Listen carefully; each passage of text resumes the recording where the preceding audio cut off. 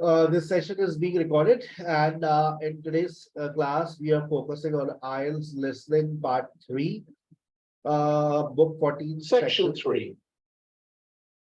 You will hear two urban. अच्छा, अब यहाँ पर इस सेशन के अंदर होता क्या है कि आपको फिर दो लोगों की आवाज आएगी, ठीक है ना जी? You will listen to two different students. जैसे आपने पार्ट 1 को किया, पार्ट 1 में दो आवाजें थी और पार्ट 2 में एक आवाज की मोनोलॉग था। अब पार्ट 3 जो आपके पास आ रहा है इसमें भी दो लोग होते हैं, और फिर जो पार्ट 4 आता है उसमें वो भी मोनोलॉग होता है। मोनोलॉग का मतलब कोई एक इंसान ही बोल रहा है, वो ज्यादा आसान होता है, लेकिन पार्ट 2 में मोनोलॉग होता है, फिर भी वो आसान नहीं होता क्योंकि उसमें सिनोनिम्स का इस्तेमाल बहुत ज्यादा है। अच्छा, पार्ट 2 और पार्ट 3 को अगर मैं कंपेयर करूं तो पार्ट 2 के अंदर जो वर्ड्स लिखे हुए होते हैं, याद रखें, जो पार्ट 2 में वर्ड्स लिखे हुए होते हैं वो सारे कानों में जाते हैं, और यहाँ जो पार्ट 3 में जो वर्ड्स लिखे होते हैं इसमें से कोई भी वर्ड कान में नहीं जाता। That's why it becomes more tricky. Part 2 में क्या होता है? पार्ट 2 में क्या होता है? जो वर्ड्स लिखे हुए हैं वो सारे आपके कानों में जाएंगे। पार्ट 3 के अंदर जो वर्ड्स लिखे वो कानों में नहीं जाएंगे, बोलता ही नहीं है वो वर्ड्स। क्या बात कर रहे हैं सर? बिल्कुल यही यही एक गड़बड़ है, यही एक मसला है। क्या देखने को मिलता है? वो सिनोनिम्स का भरपूर इस्तेमाल करता है। देखें, Dash and Rob were surprised to learn that coastal cities, according to Rob, building coastal cities near to rivers. What mistake was made when building water drainage channels in Miami in 1950s? अच्छा, ऊपर वो कहता है were surprised, यहाँ कहता है according to near to rivers were made, और आगे देखता है, देखिए अब आगे फ्यूचर की बात हो रही है। What do Robin think that the authorities in Miami should do immediately? और फिर उसके बाद वो किस बात पर एग्री होते हैं? What do they agree? तो ऊपर पास्ट है, नीचे प्रेजेंट और फ्यूचर है, फिर नीचे प्रेजेंट सिंपल आ रहा है, टेंस बदल रहा है। उन्हें क्या करना चाहिए, वो क्या, किस बात पर वो अग्री होते हैं। आप स्टेटमेंट को फोकस करें। अगर मुमकिन है आप एक, मैं आपके साथ आज एक कोशिश करता हूँ, नोट टेकिंग, इसके अंदर लोग बच्चे पूछे जा रहे हैं कुछ कर दे भाई, कुछ कर दे भाई, क्या करें? नोट टेकिंग की आदत डालिए। आपने स्टेटमेंट पढ़ लिया, अब आप लिखें। क्या लिखें भाई? Why were they surprised? Dash were surprised to learn that the coastal cities, क्या ABC मत पढ़ो, तुम अपने नोट टेकिंग करो और लिखो कि वो किस बात पर सरप्राइज है। पेंसिल उठा लो, करके देखो, आज ट्राई करो। ABC छोड़ दो, अभी पेपर नहीं हो रहा है ना, तो तजर्बा कर लो, ठीक है ना? नहीं हम तो ABC पढ़ेंगे भाई, आपको मैं बता रहा हूँ ABC में जो आप पढ़ेंगे वो वर्ड्स नहीं मिलेंगे, वो उसका भी सिनोनिम इस्तेमाल करेंगे। जब वो उसका भी सिनोनिम इस्तेमाल करेंगे, how is it possible for all of you to find your answer in that much short time period? तो बेहतर ये होता है कि आप अपने पास कुछ नोट टेकिंग करें, और जब आखिर में वो आपको टाइम मिलता है ना, क्या टाइम मिलता है? जब वो अपनी बात बोल देता है और आखिर में जो 30 सेकंड मिलते हैं, 15 second, you have some time to check your answers. तो आप वहां पे भी अपने आंसर्स को चेक कर सकते हैं, अपने जवाबात को फाइनलाइज कर सकते हैं। आपको आखिर में भी 10 मिनट मिलते हैं, वहां पर भी आप अपने आंसर्स को फाइनलाइज कर सकते हैं। तो यहाँ पर नोट टेकिंग की टेक्निक बहुत कामयाब है, आप ट्राई करें आज सर के कहने पर। नोट टेक सिर्फ MCQs में कह रहा हूँ, पार्ट 3 में कह रहा हूँ, बाकी अपने स्टाइल से करो। ये वाली टेक्निक आप ट्राई करें, और फिर आज के इस सेशन में मुझे बताइए कि आपको अफादा हुआ, आपको यूटिलिटी मिली या नहीं मिली। नहीं हुआ फायदा तो ठीक है, इट्स ओके, गो अहेड, कोई और टेक्निक अप्लाई करेंगे, लेकिन मैं आपको बता रहा हूँ इससे आपको फायदा हो जाएगा। ठीक है, क्योंकि जवाब तो बच्चे को जवाब नहीं मिल रहा ना, सारा हर पूरा पाकिस्तान कह रहा है जवाब नहीं मिल रहा भाई, तो कोई और तरीका है ना यार, कोई और रास्ता है, वो रास्ता सर बता रहे हैं आपको। लिखिए, लिखिए, आप सर भी लिखेंगे, चलिए शुरू कर दें। Urban planning students, called Carla and Rob, discussing their presentation on cities built by the sea, following instructions from their tutor. First, you have some time to look at questions 21 to 25.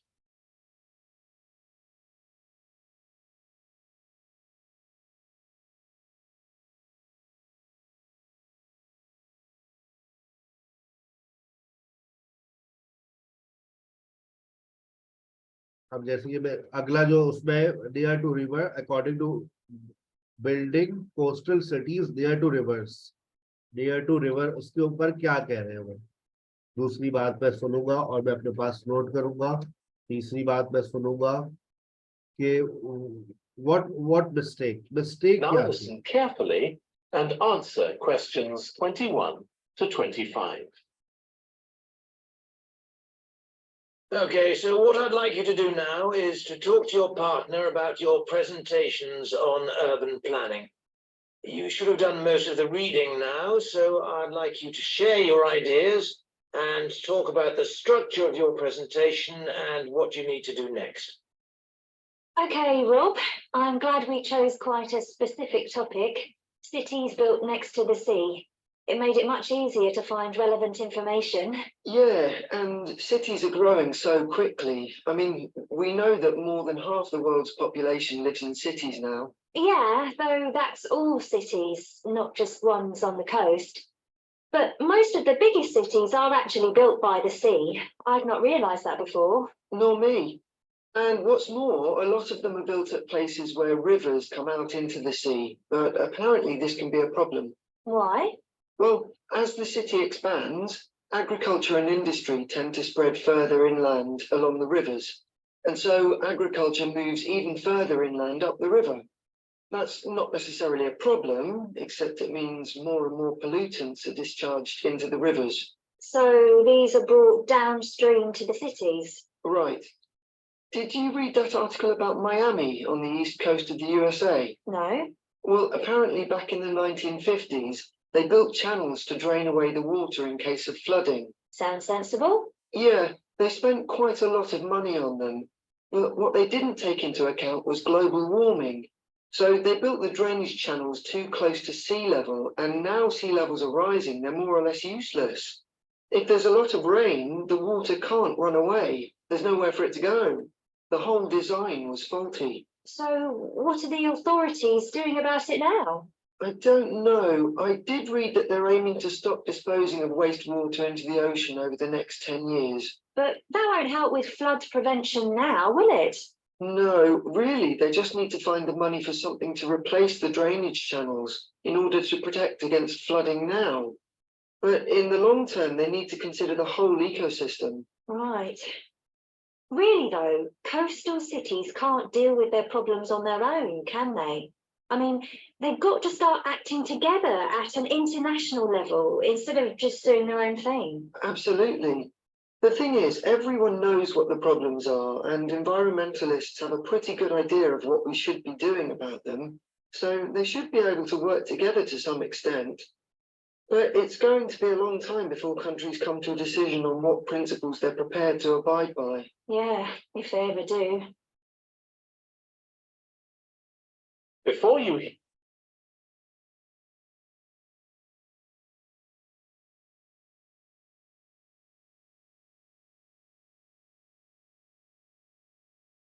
अब आप ये देखिए, मैं उसको सुन रहा था, सुनते सुनते उसने कहा सरप्राइज्ड का वर्ड उसने इस्तेमाल नहीं किया, लेकिन उसने एक बात कही, I did not realise it before. किस बात को उसने रियलाइज नहीं किया था?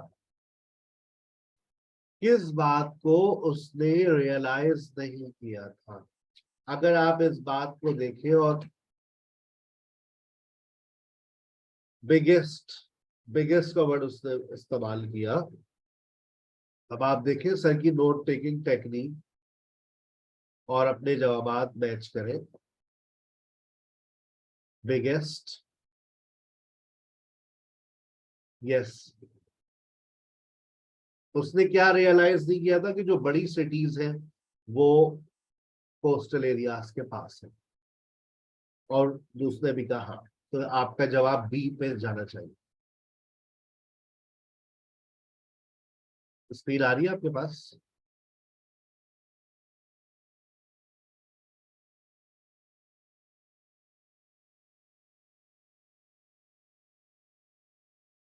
अब आ गई।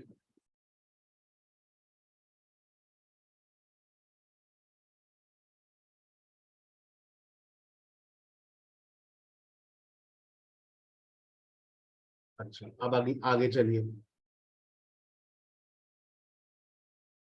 बी हो गया, लगी है बी सबका। अब उसने near to river, according to Rob, cities near to river, उसने कहा कि एक, उसने प्रॉब्लम का वर्ड इस्तेमाल किया, प्रॉब्लम। उसने कहा कि एग्रीकल्चर ज्यादा होगा, फैक्ट्रियां ज्यादा होगी, और जितनी ज्यादा होगी उतना ज्यादा पॉल्यूशन होगा। तो मैंने ये बात अपने पास नोट करी। अब अगर मैं वहां पर पढ़ता हूँ तो वो कहता है, देखिए, may bring pollution to the cities, may reduce the land available to agriculture, may mean the countryside is spoiled by the industry। तो आप बताइए मेरी की पॉइंट्स, मेरे जो मैंने जो अपने नोट्स लिखे, उससे अब आप किस पर जाएंगे? नियर टू प्रॉब्लम, एग्रीकल्चर बढ़ेगा, फैक्ट्री बढ़ेगी, फैक्ट्री का वेस्ट सारा आपका जाएगा समंदर के अंदर। इसका मतलब ये है कि आपकी सिटीज के अंदर पॉल्यूशन बढ़ना शुरू हो जाएगी। पॉल्यूशन का वर्ड उसने इस्तेमाल किया था, पॉल्यूट बोला था उसने, पॉल्यूशन नहीं बोला था। तो योर आंसर गोज विद ए। फिर उसने एक मिस्टेक की बात की उसने, और बोला डिडंट टेक इनटू अकाउंट। एक वर्ड उसने बोला, didn't take into account global warming. बहुत तेजी से लिखना पड़ता है, वो बहुत तेजी से वो बोलता हुआ जा रहा होता है। मैंने फौरन, उसने कहा there was a mistake, the design was faulty, sea level बढ़ रहा है। अब जो पानी जो ड्रेन में जाना था, समंदर में जाना था, वो तो ऊपर हो गया है, तो अब तो पूरा डिजाइन फॉल्टी हो गया। अब बताइए तो क्या करें? देखिए 23 का किसके साथ जाएंगे? They were not enough for them, they were made unsuitable material, they did not allow for the effect of climate change. तो ग्लोबल वार्मिंग जो है वो क्या है? उन्होंने उस बात को जहन में नहीं रखा कि ऐसा हो सकता है कि समंदर ऊपर हो जाए, और वो समंदर उनके शहर से ऊपर हो गया, अब पानी जा ही नहीं रहा। ठीक है भाई, जा रहे हैं आप सी के साथ।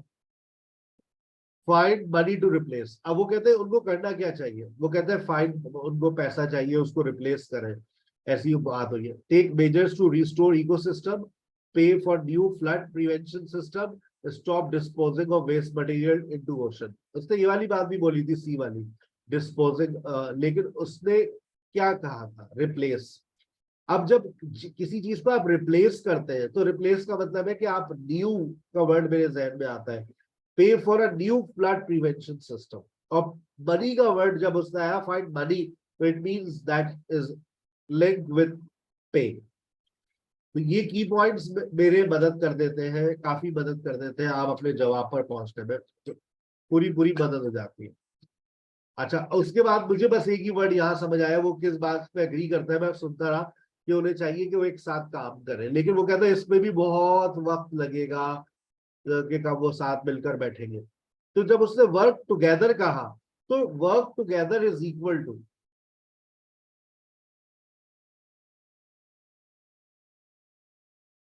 बेटा वर्क एक्टिविटीज को फोकस करता है, टुगेदर का मतलब होता है ग्रेटर कोऑर्डिनेशन। इंफॉर्मेशन शेयर करके क्या करेंगे? कोऑर्डिनेशन ऑफ एक्टिविटीज, काम करें ना एक साथ। Activity is what? वर्क। ठीक है, चल, मुबारक हो। ऐसे नोट टेकिंग आप लोग करना शुरू करें। अगर आप इस टेक्निक को फॉलो करेंगे ना, आपको बताओ एमसीक्यू में 5 में से 5 लेंगे। लेकिन बच्चा लिखता ही नहीं। ये भी है, देखो this is also a practice. आपने लिख लिया, अब आपके पास टाइम है, आपने देखो अब आप एबीसी पढ़ लो, चेक कर लो। ये नोट तुम्हारे पास लिखे हुए, आखिर में 10 मिनट होंगे, उसको आप उस वक्त चेक कर लो। नोट्स ले लेना अपने पास, नोट टेकिंग की जरा प्रैक्टिस करो। आज का असाइनमेंट यही होगा, आप नोट टेकिंग करें एमसीक्यूज के, और फिर जवाब सोचे कि जो मैंने नोट्स लिखे इससे मेरा जवाब पहुंच जाएगा। लेकिन कसम है तुमको, एबीसी मत पढ़ना पहले, सिर्फ तुम्हें स्टेटमेंट पढ़कर लिखना जैसे सर ने लिखा, और उसके बाद आप एबीसी पढ़ा और अपना जवाब लिखा। ठीक है, आओ अभी इसमें अभी भी नोट टेकिंग चल रही है। कहां पर? अगले सवाल में। Let's start. Hear the rest of the discussion. You have some time to look at questions 26 to 30. अच्छा, इसमें देखो होता क्या है, ये जो अब आपका ये वाला पार्ट है,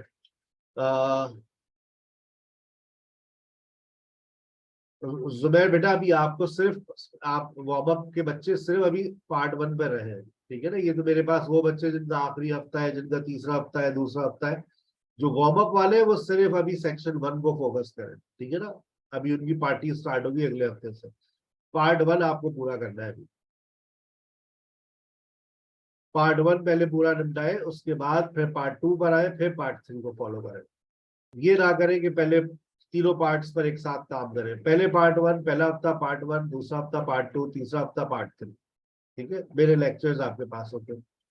अब देखो यहाँ पर ये बोलता है हिस्टोरिकल बैकग्राउंड तो बोलेगा, लेकिन ऊपर जो लिखे हुए वर्ड्स है वो नहीं बोलेगा, उसका सिनोनिम बोलेगा। यहाँ पर देखो, अब वर्ड्स अगर तुम अपने जहन में रखो, देखो कीप इट शॉर्ट यानी कि मुख्तसर कर दे।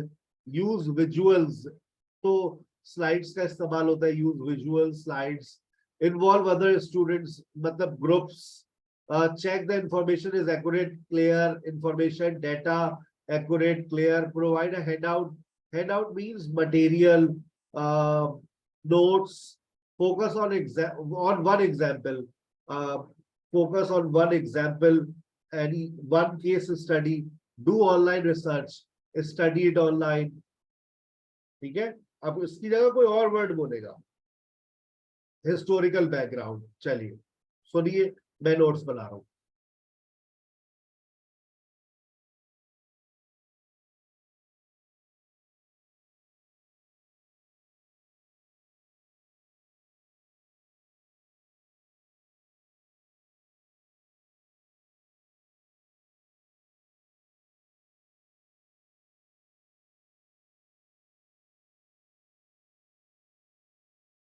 Now listen and answer questions 26 to 30. So I think we've probably got enough for our presentation. It's only 15 minutes. Okay, so I suppose we'll begin with some general historical background about why coastal cities were established. But we don't want to spend too long on that. The other students will already know a bit about it. It's all to do with communications and so on. Yes. We should mention some geographical factors, things like wetlands and river. Okay, so I suppose we'll begin with some general historical background about why coastal cities were established. But we don't want to spend too long on that. The other students will already know a bit about it. It's all to do with communications and so on. Yes. We should mention some geographical factors, things like wetlands and river estuaries and coastal erosion and so on. We could have some maps of different cities with these features marked. On a handout, you mean? Or some slides everyone can see? Yeah, that'd be better. It'd be good to go into past mistakes in a bit more detail. Did you read that case study of the problems there were in New Orleans with flooding a few years ago? Yes, we could use that as the basis for that part of the talk. I don't think the other students will have read it, but they'll remember hearing about the flooding at the time. Okay, so that's probably enough background. So then we'll go on to talk about what action's being taken to deal with the problems of coastal cities. Okay, what else do we need to talk about?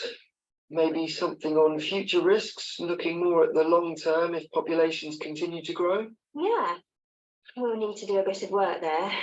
I haven't got much information. Have you? No, we'll need to look at some websites. Shouldn't take too long. Okay. And I think we should end by talking about international implications. Maybe we could ask people in the audience. We've got people from quite a lot of different places. That'd be interesting if we have time, yes. So now, अच्छा, अब देखो मैंने जो notes बनाए, अब मुझे उन notes को पढ़कर मेरे पास इतना टाइम होता है कि मैं अब अपने जवाबात को मैच करता हूँ। चैट्स पढ़ रहा हूँ मैं आपकी, चैट्स में जरा लिख कर भेजिए। मैंने अपने नोट्स लिखे, नॉट टू लॉन्ग। तो अब बताओ जवाब। बी, मैप्स और स्लाइड्स। मैप्स और स्लाइड्स, मैप्स और स्लाइड्स, विजुअल्स, केस स्टडी। अपनी हम जो बना रहे हैं प्रेजेंटेशन, उसको केस स्टडी के ऊपर बेस कर देंगे। ये केस स्टडी के ऊपर बेस कर देंगे। बेस सोच लो, केस स्टडी।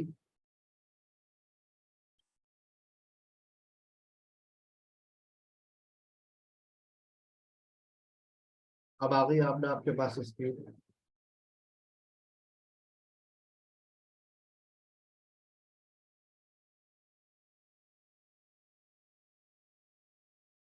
मैं एमसीक्यूज को फोकस नहीं कर रहा, आप एमसीक्यूज को देख रहे हो, मुझे लिखना है ना, मैं इसलिए वहां पर मेरा आपको स्क्रीन नजर नहीं आ रही होगी, मैं वहां लिख रहा हूँ। आप अपने डिसीजंस को फोकस करें राइट साइड के ऊपर। खदीजा, आप एमसीक्यूज को देख रही हैं। We are not doing MCQs. Focus, focus on one example. Very good Momina, focus on one example.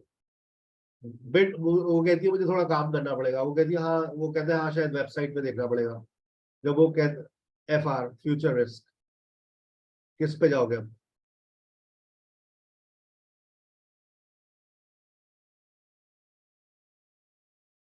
Online. Website बोल दिया ना उसने, bit of work research online. तो आप कहाँ चले गए? जी ठीक है। आखिर में वो कहते हैं आस्क पीपल इन ऑडियंस, लोगों से पूछ लो। तो लोग कहाँ पर है? अब बताओ। नोट टेकिंग की अगर आदत डाल ली, आपके माइक ऑन हो गए, बहुत दिन हो गए आवाजें नहीं सुनी।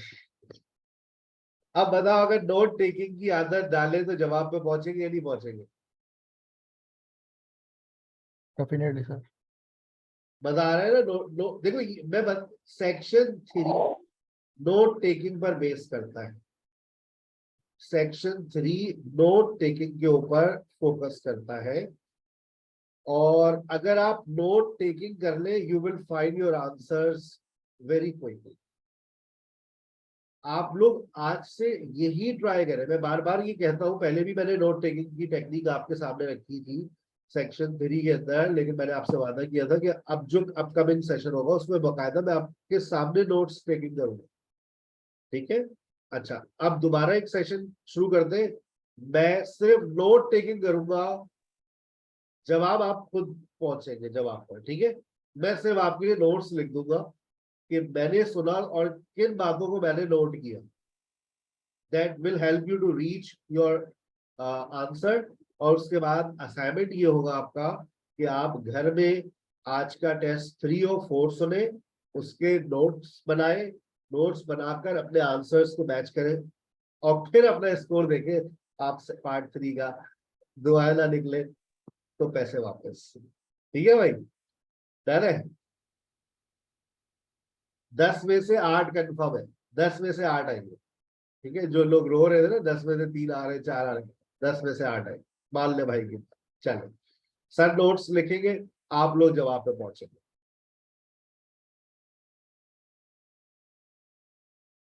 That is the end of section 3. ठीक है पीटर, आगे चलो। अभी बहुत पढ़ना है. Presentation on an extinct animal called the woolly mammoth with their tutor. Section 3. You will hear two environmental science students called Rosie and Martin discussing their presentation on an extinct animal called the woolly mammoth with their tutor. First, you have some time to look at questions 21 to 24.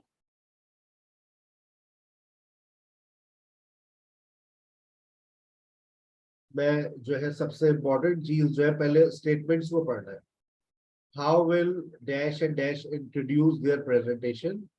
What was surprising about the dash? Past की बात हो रही है.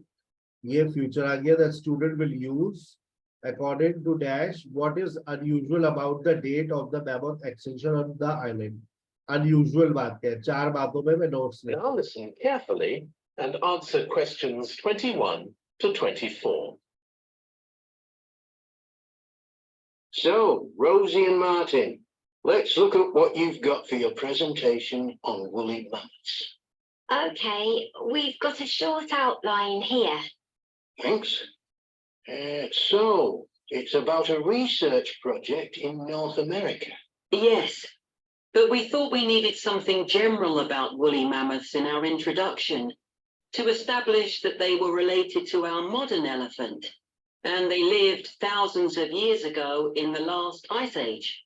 Maybe we could show a video clip of a cartoon about mammoths, but that'd be a bit childish. Or we could have a diagram. It could be a timeline to show when they lived, with illustrations. Or we could just show a drawing of them walking in the ice. No, let's go with your last suggestion. Good. Then you're describing the discovery of the mammoth tooth on St. Paul's Island in Alaska and why it was significant. Yes, the tooth was found by a man called Russell Graham. He picked it up from under a rock in a cave. He knew it was special. For a start, it was in really good condition, as if it had been just extracted from the animal's jawbone. Anyway, they found it was 6,500 years old. So why was that significant? Well, the mammoth bones previously found on the North American mainland were much less recent than that, so this was really amazing. Then we're making an animated diagram to show the geography of the area in prehistoric times. So originally, St. Paul's Island wasn't an island. It was connected to the mainland, and mammoths and other animals, like bears, were able to roam around the whole area. Then the climate warmed up and the sea level began to rise, and the island got cut off from the mainland. So those mammoths on the island couldn't escape. They had to stay on the island. And in fact, the species survived there for thousands of years after they'd become extinct on the mainland. So why do you think they died out on the mainland? No one's sure. Anyway, next we'll explain how Graham and his team identified the date when the mammoths became extinct on the island. They concluded that the extinction happened 5,600 years ago, which is a very precise time for a prehistoric extinction. It's based on samples they took from mud at the bottom of a lake on the island. They analysed it to find out what had fallen in over time.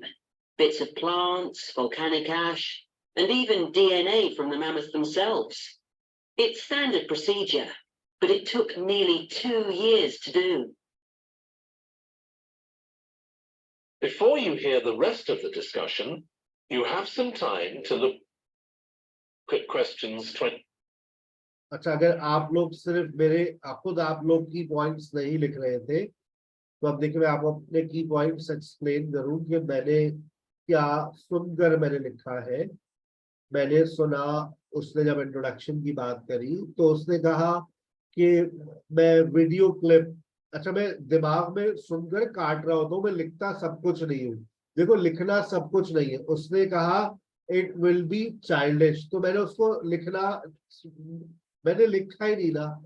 उसने कहा no no it will be, लेकिन वहां पर video clip लिखा हुआ था, मैंने इसको नहीं लिखा। मैं वो बात लिखूंगा जो मुझे अपने जवाब पर जाती महसूस हो रही है। उसने कहा no it will be childish. फिर उसने कहा कि हम कोई डायग्राम बना लेते, टाइमलाइन। फिर उस लड़के ने कहा कि हम कोई ड्राइंग ले आते। तो उसने कहा नहीं, I will go with your last suggestion. तो जो उसकी लास्ट सजेशन थी वो आपके मुताबिक क्या थी?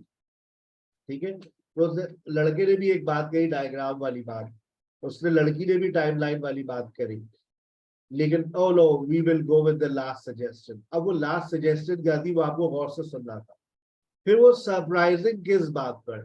तो सरप्राइजिंग इस बात पर, उसने टीथ की बात बार बार हो रही थी, जो मैंने टीथ लिखा, मैंने केव लिखा, मुझे रॉक और ओल्ड का वर्ड मिला, जो ओल्ड का वर्ड बार बार इस्तेमाल हो रहा था। तो जब कोई एक वर्ड बार बार इस्तेमाल हो रहा होता है, that is also the clue of your answer. तो अब आप किसके साथ जाएंगे ये आप सोचिएगा। फिर उसने एनिमेटेड की बात पर जब आया, मैं फौरन इधर सर्च कर गया। उसने कहा ओरिजिनली, हकीकतन वो एक आइलैंड नहीं था। फिर क्या हुआ, उसने कहा सी लेवल बढ़ गया और उसके बाद वो कट ऑफ हो गया, फिर उनको वहीं रहना पड़ा। तो अब इस बात से आप कहाँ पहुंचते हैं? ठीक है ना। जब वो सी लेवल बढ़ गया, वो कट ऑफ हो गया, तो वो आइलैंड क्या होगा? अब खुद सोचो तुम। फिर अनयूजुअल डेट के बारे में, जब अनयूजुअल डेट, तो उसने कहा it was first time in the pre historic time that it was so precise. तो जब प्रिसाइज का वर्ड उसने इस्तेमाल किया तो मैंने मुझे क्लिक किया। और वो प्रिसाइज किस वजह से था? जबकि उसने कहा कि वही सैंपल्स लिए गए, वही स्टैंडर्ड्स को फॉलो किया गया। तो ये कुछ बातें मैंने अपने पास लिखी। अब मैं अपने जवाब को फोकस कर रहा हूँ। अब आप भी अपने जवाब को फोकस करें और देखें आप किसके साथ जाएंगे। लिखिए, जवाब सेंड कीजिए आप लोग अपने। 21 का क्या लिखा आप लोगों ने?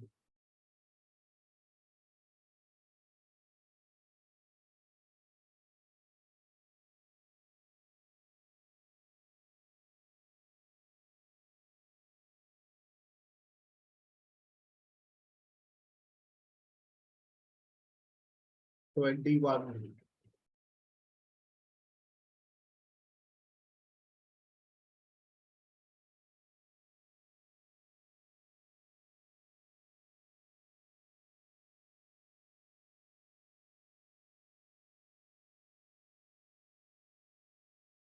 21 drawing with a drawing of natural.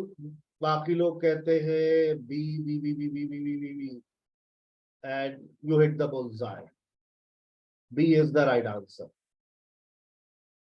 With a timeline showing when woolly mammoth lived, वो कब रहे थे। सरप्राइजिंग क्या आपको लगा? एक वर्ड मुझे बार बार सुनने को मिल रहा था, तो मैं उससे अपने जवाब पे चले जाऊंगा। और जो रिमेन्स था वो टीथ वॉज फाउंड। तो ये जो रिमेन्स हो गया, ये मुझे टीथ लग रहा है। Teeth was found, this is actually remains, but जो चीजें बाद में मिलती है। और ओल्ड का वर्ड बार बार इस्तेमाल हो रहा है, तो अगर मैं आपकी जगह होता तो मैं अपने जवाब को सी के साथ लेके जाता, क्योंकि मैंने ओल्ड का वर्ड बार बार सुना। ठीक है, your answer goes with C. The student will use an animated diagram to demonstrate how the mammoths, वो जो सी लेवल था वो जो है वो बढ़ गया। जब सी लेवल बढ़ गया तो वो जो है कट ऑफ हो गए। कैसे? The student will use animated diagram to demonstrate how the mammoths cut off हो गए। जो कट ऑफ हो गए तो they became isolated on the island। समझे बात? They became isolated on the island। और 24 का अगर आप जाए, unusual date. Unusual date, precise का वर्ड अगर आपको मीनिंग आती है प्रिसाइज की, तो आप जवाब बताएंगे precise. Very good Ali, very good Khadija.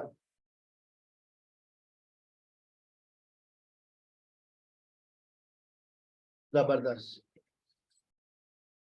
ठीक है भाई, चले आगे। किसके आए 4 में से 4? पहले का जवाब क्या था?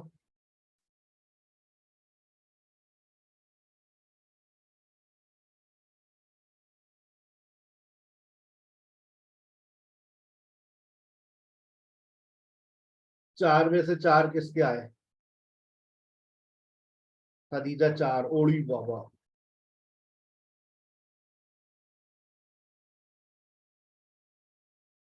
3 में आ गए ना एमसीक्यू में, 3 नंबर तो आ गए, 75% तो आ रहे, पहले तो ये भी नहीं आ रहे थे बच्चों में। रोना धोना ज्यादा लगा। अली इमरान के 3 आ गए भाई, जबरदस्त।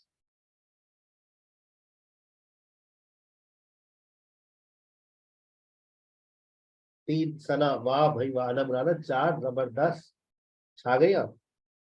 चलो, अब मैं नोट टेकिंग नहीं कर रहा, अब आप लोग को नोट टेकिंग करेंगे, मैंने सिखा दिया। अब देखते हैं 6 में से 6 किसके आते हैं। चलो शुरू हो जाओ।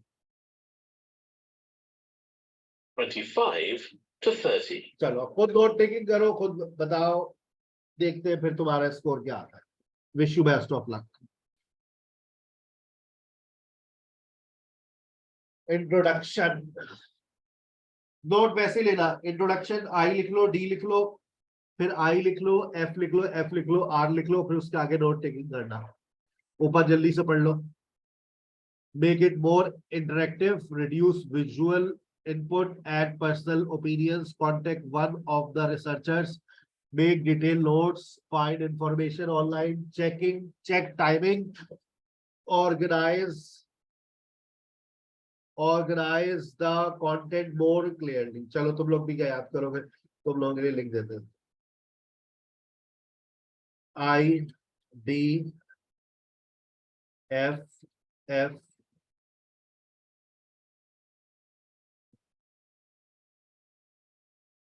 ये मैं पहला लेटर लिख रहा हूँ ताकि मैं उसके आगे नोट, इतना ही टाइम होता है भाई, एक एक लेटर लिख रहा हूँ।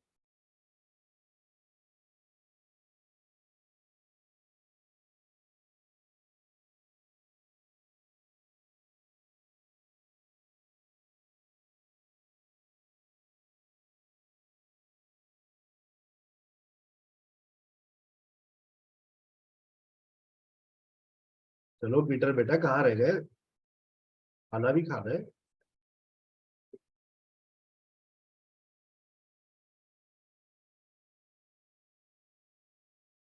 Now listen and answer questions 25 to 30. So why don't you quickly go through the main sections of your presentation and discuss what actions needed for each part? Okay. So for the introduction, we're using a visual. So once we've prepared that, we're done. I'm not sure. I think we need to write down all the ideas we want to include here, not just rely on memory. How we begin the presentation is so important. You're right. The discovery of the mammoth tooth is probably the most dramatic part, but we don't have that much information, only what we got from the online article. I thought maybe we could get in touch with the researcher who led the team and ask him to tell us a bit more. Great idea. What about the section with the initial questions asked by the researchers? We've got a lot on that, but we need to make it interesting. We could ask the audience to suggest some questions about it and then see how many of them we can answer. I don't think it would take too long. Yes, that would add a bit of variety. Then the section on further research carried out on the island, analysing the mud in the lake. Oh, great idea. What about the section with the initial questions asked by the researchers? We've got a lot on that, but we need to make it interesting. We could ask the audience to suggest some questions about it and then see how many of them we can answer. I don't think it would take too long. Yes, that would add a bit of variety. Then the section on further research carried out on the island, analysing the mud in the lake. I wonder if we've actually got too much information here. Should we cut some? I don't think so, but it's all a bit muddled at present. Yes, maybe it would be better if it followed a chronological pattern. I think so. The findings and possible explanations section is just about ready, but we need to practice it so we're sure it won't overrun. I think it should be okay. But yes, let's make sure. In the last section, relevance to the present day, you've got some good ideas, but this is where you need to move away from the ideas of others and give your own viewpoint. Okay, we'll think about that. Now, shall we show you some? That is the end of section 3. You now have half a minute to check your answers. Possible explanations section is just about ready, but we need to practice it so we're sure it won't overrun. I think it should be okay. But yes, let's make sure. In the last section. Bit muddled at present. Yes, maybe it would be better if it followed a chronological pattern. I think so. The findings and possible explanations section is just about ready, but we need to practice it so we're sure it won't overrun. I think it should be okay. But yes, let's make sure. In the last section, relevance to the present day, you've got some good ideas, but this is where you need to move away from the ideas of others and give your own viewpoint. Okay, we'll think about that. Now, shall we show you some?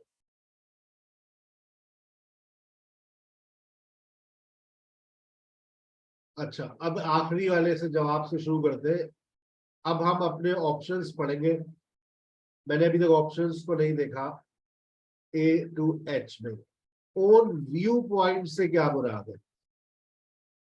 Checking time, organize the content, find information, make detailed notes, contact one, add personal opinions, your own viewpoint.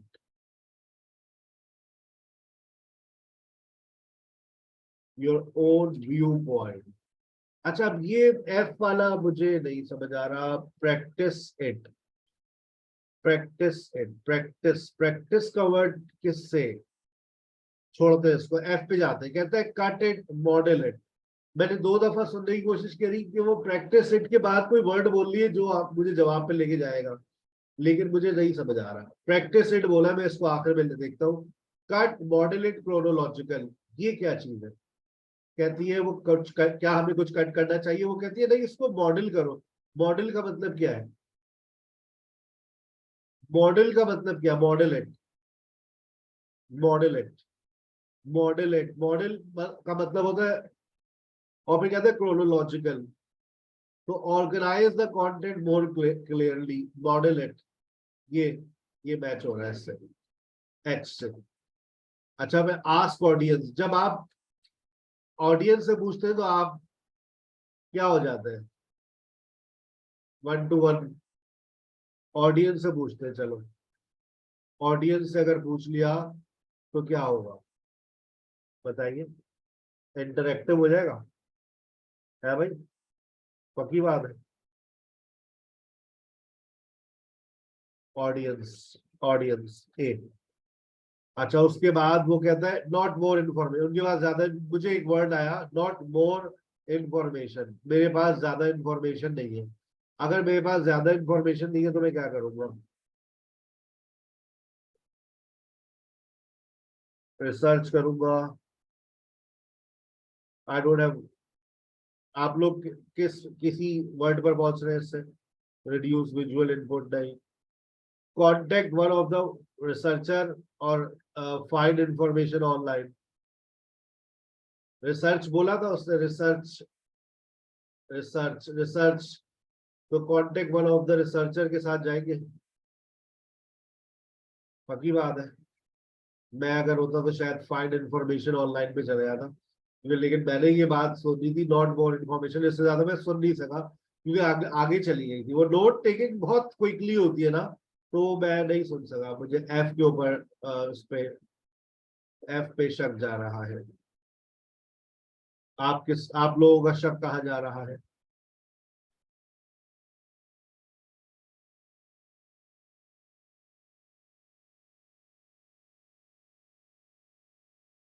अच्छा, चले D के साथ जा रहे हैं। Visual all ideas, उसने कहा all ideas, हमें चाहिए कि हम सारी बातों को डिस्कस करें, ऑल आइडियाज। तो जब उसने ऑल आइडियाज बोला तो वो किसके साथ मैच करेगा? उसने कहा सारी बातें जो ना हमें डिस्कस करनी चाहिए। तो all ideas make detailed notes, all ideas detailed हो गया, आइडियाज हो गया, ऑल का तो डिटेल्ड हो गया, नोट्स है तो आइडियाज हो गया, मेक इट ऑल आइडियाज। तो आई मैच दिस वन। और प्रैक्टिस इट के साथ, अगर आप प्रैक्टिस इट को, मैंने दोबारा भी सुना लेकिन प्रैक्टिस इट मैच कर रहा है, practice it, practice practice practice practice. अच्छा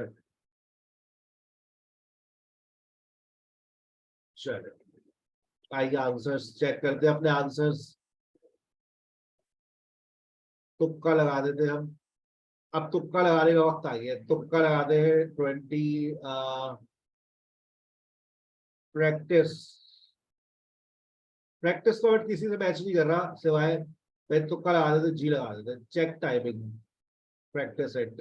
चले आइए आंसर चेक करते हैं, कितने सही कितने गलत।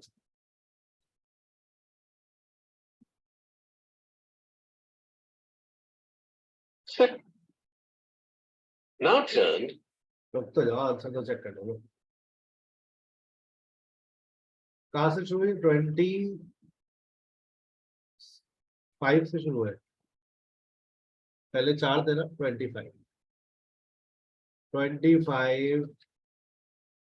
का ई पढ़ा, 26 का डी, अरे बाबा 27 का ए,